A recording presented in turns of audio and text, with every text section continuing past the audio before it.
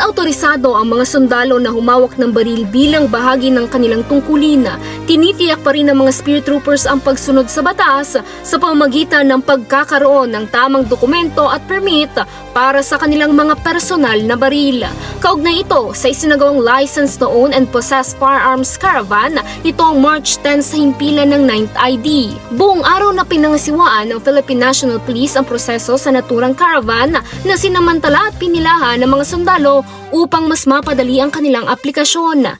Ayon kay Police Major Alan Dale Hinez, Assistant Chief ng RCSU-5, inilipat na ang proseso mula sa dating CSC portal patungo sa eGov application na layong gawing mas mabilis at mas maginhawa ang pagkuha ng lisensya, hindi lamang para sa mga sundalo kundi para sa lahat ng aplikante.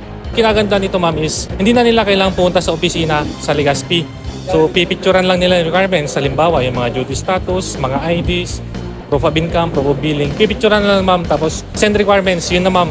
Hihintayin na lang nila na ilalabas na ng FEO yung reference number para babayaran sa Land Bank. Nakatakda ring magsagawa ng kaparehong caravan ng PNP sa Albay PPO at Masbate City sa susunod na buwan.